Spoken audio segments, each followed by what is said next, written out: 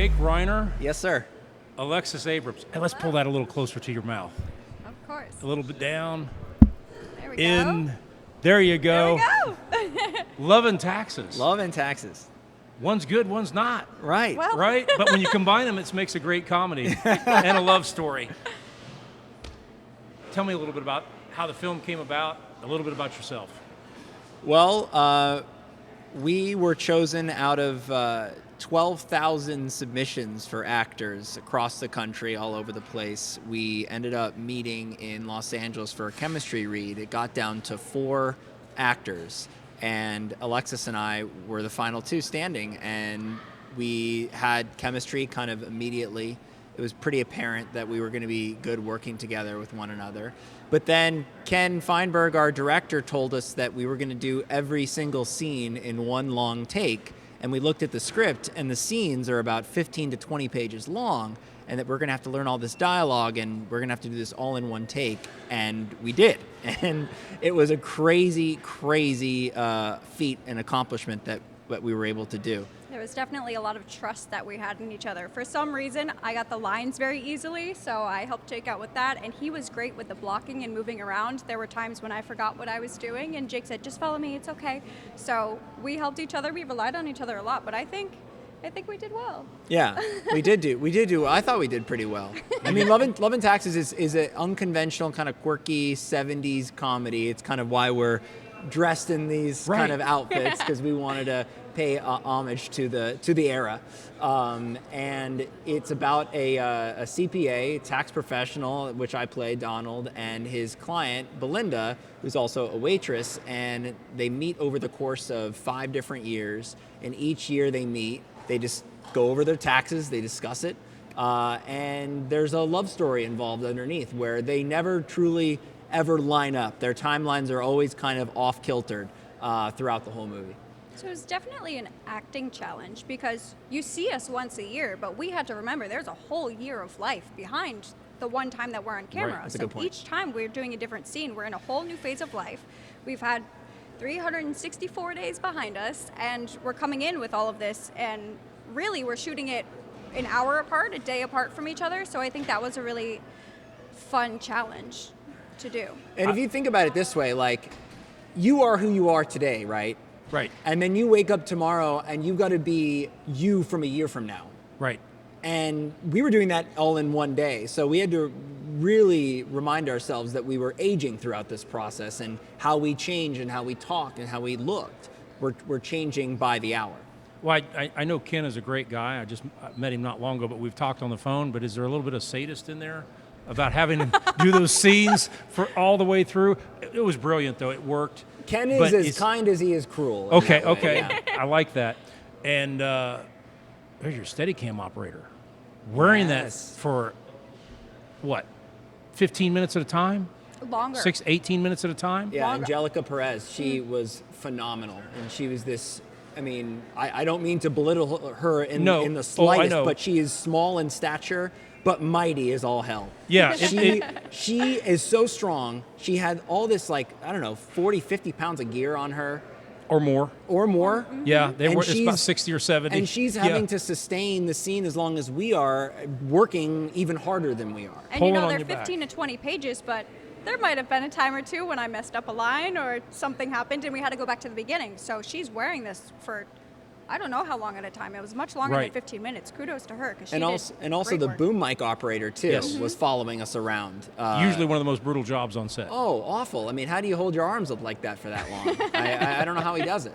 And the acting. To be able to continue with the lines and have it just flow so smoothly, that's the sign of professional acting. So congratulations. I mean, you. really, it just works like magic. And Thank you. I was shocked when I read the bio about it, how it was filmed. I'm expecting it's going to be okay. It was great. Thank you. It was great. And you really brought the parts to life. And it is true that an accountant knows your whole life. Yes. Which is based on somewhat of a true story. Lloyd Schwartz, who wrote the film, he came up with this idea of like 40 some odd years ago where he would go in and see his tax professional guy, and he realized that the tax guy knew everything about him and he knew everything about him based on the changes of the photographs on his desk or on the wall. And he decided that, well, he didn't fall in love with his tax professional, but he decided to change his character, the client, into a woman and have it become a love story. Well, you're really wanting the characters to come together. And I'm not going to tell the audience how it went because you got to see this film, and you got to see the film on a big screen where it deserves to be. But you really are cheering for these two to get together through the whole thing. And the back and the forth, it works like a beautiful orchestra. It really takes you on a journey. And we get a lot of heavy films for a film festival. It's a real treat to always get a comedy and a romantic comedy with two great actors, great director, great score. Everything just worked. So what's the future for you two going down the road? You got some projects coming along or anything? I guess there is. I hope so. Okay. Looks like a Too soon to secret. speak. Okay. It's not a secret as much as it's hard out here because because we're coming back from the strike. And things are just slow in the industry. Yep. Auditions are not as frequent as they should be, but we're both grinding. We're both auditioning. Alexis is booking a lot of different parts as well. So personally, I don't have anything that I can say like, yes, I'm excited. But I'm hoping that people see this movie, enough people see this movie where it kind of springboards you to another role. Oh, I think Jake is such a star. He has nothing to worry about. His next booking is right around the corner. So you're like this in real life, like you guess were in the so. movie. Yeah. And that's great. Don't lose that. It's charm. You were a sports broadcaster at one time. Yeah, news for reporter. the Dodgers. Yeah. Not for the Dodgers, but you covered the Dodgers. I did correct? cover the Dodgers a little bit, but I was mainly a news reporter and a sports reporter and anchor for about 10 years in 3 different markets throughout the country. I had stops in Houston, and I also reported in my hometown station in LA, KCAL, Channel 9, the CBS affiliate there. And yeah, it was a great career. I went to school for it, went to Syracuse for it, studied broadcast journalism, but I always wanted to be an actor. I always felt like I was performing. I was doing a character, as a reporter. I never really felt like truly myself. And I think that was kind of what motivated me to be like, no, I really do want to play different characters. I don't want to just play this one character where I have to be buttoned up and not myself. Right. And I felt like this character of Donald really allowed me to do it because I connected with it so much. Well, you come from a legacy family in acting, right, in the media world. What made you want to go into journalism and not directly into acting? And was that a pathway to get you to where you're going now? I guess it is, but it was a poor planning on my part. I guess it was such a long detour to get to that point. But I think the one thing that what really drew me to broadcasting was originally, like you mentioned, I grew up a Dodgers fan. I'm a huge Dodgers fan, and so I grew up listening to Vin Scully my whole life. And I wanted to be the next Vin Scully. I wanted to do play-by-play. And so that's why I originally went to Syracuse to do that. And then I transitioned into doing news at school because they told me, if you do news, you can kind of climb the ladder a little bit faster because, there's more need for that as opposed to everyone your age wants to do sports, but not everyone wants to do news. And I was able to do kind of both, like a hybrid type of career. And then eventually, I felt like I really wanted to be an actor this whole time, and I just never fully committed to it until now. Well, you're breaking out in a huge way. I mean, it is. You're breaking out in a huge way, and I'm sure you're going to get a lot of calls after people watch this film. Well, I hope so. For you to, and Alexis, your journey into this I was a waitress. wonderful world. Can you believe it? For real. For real. A real life waitress right in front of you. What an arc. No, I'm from a very small town in Connecticut. And so I always wanted to be an actress. I just think it's so interesting to step into somebody else's shoes and experience life through their lens. And so my mom is a nurse. I'm not from a legacy family, but I was exposed to a lot growing up. I would go to work with her, and so I saw a lot of different types of people. I think that's what drew me to it, and I'm so grateful for that. And then the second I graduated high school, I left my small town. I went to drama school, and I've been working, and now I'm here, so I guess I did something right. You did. You're on your path. You're on your journey. guess You're in the beginning or the middle of your journey, right? Yes. Somewhere down that road. Somewhere down there. Yeah. You said your mother was a nurse. She is. So you grew up around a caretaker. Yes. That's where you get your empathy from a little bit, and your Absolutely. feelings of looking into the camera with empathy. Absolutely. And it's being so realistic? Yes, well, I credit my mother so much for who I am. She cares so much about people. I'd say it's tough work being a nurse. You're around sick people all the time, Yep. so you have to be strong. She Yes. is, but she would come out of people's homes crying because she felt so much for them. So I think I got a lot of that from her, but I'm so grateful for it. I think the most beautiful thing that you can be is, connected to people and emotional. Yes. So I love that I got to bring it to this role and, just you connect to Donald. Never Have lose fun. that. Thank you. As you get older, I can tell you from experience, when you're getting older, life can sometimes jade you. You come across bad people. Don't ever let that go. Whatever you need to do to maintain that inside yourself, keep that.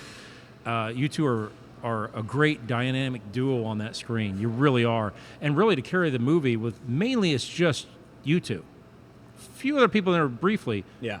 That is tough. That's tough to make people watch for 2 hours and enjoy it. And it's very Honestly, enjoyable. that was the one thing I was worried about because I didn't know how that. That was the one thing I was not worried about, but excited for coming here to Myrtle Beach because we'd never seen it with an audience before. Right. I had watched it with my family and my parents and my brother and sister, and I was just sweating through the whole thing because they as much as I love them, they're very critical, as am I. So watching it with an audience, I was like, I really want to know if people are going to be running to the bathroom, if they're going to be, maybe on their phones or something like that. This was such an attentive, wonderful audience and such a great kind of opening day for us with this movie. I couldn't have asked for anything better. Have you seen it on a big screen yet, or is this your first time? This was the first time. It was so exciting, and I'm very proud of the work that we've done. Is there something different about motion picture theaters than at home? Oh It's my a God. deprivation area. It's larger than life. The sound is larger than life. It's what does it mean to you to have it inside of a theater versus just on a phone screen or on television? It's everything. It's honestly everything. It's something that my dad cherishes and something that I cherish. Getting to see something on a big screen and with Right. a real audience. And I feel like nowadays it's so tough. Going to the movie theater in LA, sometimes it's like people are on their phones, they're talking, and it's just like the experience is not there. Right. And then you come here and it's like, these are real movie fans. Like these are film buffs, these are junkies, Right. that love the big screen. And to see everyone just watch it and just enjoy it and just sit there for the entire time, be there for the Q&A afterwards. I mean, it was just wonderful. We kick everybody out who's not. We physically take them out. I'm- And then that No. always teaches a lesson to the others that you better no. I support that rule. Okay, thank you. What about you watching yourself on the big screen? I mean, Oh, you're- it was crazy. It's a great experience, isn't it? It's a great experience. It's something, there's a part of you that's nervous, and so I was hiding a bit. And then you hear the audience really enjoying it, and so you let go of that and just enjoy the fact that you're on a big screen and your dreams are coming true. There's it an was so energy special. in a theater. Yes. And you pick up on what everybody's feeling and whether they're laughing at the right moment, crying at the right moment, moving at the right moment. And when it does, it's like a symphony. Yeah. And I it was really feeds your emotional wallet. Oh, absolutely. Yes. I mean, we were talking about it afterwards. I was surprised there were some moments where people laughed where I didn't think that they would. And then there were other moments where I thought they were going to get a laugh, but maybe it wasn't as strong. And so it's really interesting how different people watch movies. It's just such a fascinating thing. Well, you two sure bring those characters to life, and you feel like all at once you're in the office. At a certain point, you're in there with you. And what a wonderful story, what a wonderful romantic comedy. And in the times we find ourselves in, I think films like you just made are so important to where people can sit down and let go of the outside world and really tune in to a beautiful, I don't want to give it away, a romantic movie that is also has some depth psychologically about the difference between, or how an accountant sees your life and how the individual coming into the accountant's office sees your life. Exactly. And they truly do. I have an accountant, and I always tell her, next to Heather, you know everything about me, right? So, and anyway, beautiful, beautiful film. Thank you. And we really appreciate you coming here and sharing it with our audience and sharing it with us. And we hope to see a lot more, and I think I will, out of both of you and Ken and everybody. Thank you. Well, thank thanks you for very having much. us. Is there anything else you'd like to discuss or anything? No, I think you nailed it. This All was right. a wonderful discussion. Great. Thank you so much for Thank coming. you. Thank Jake, thank you. Yeah, nice to meet you. Nice to meet you.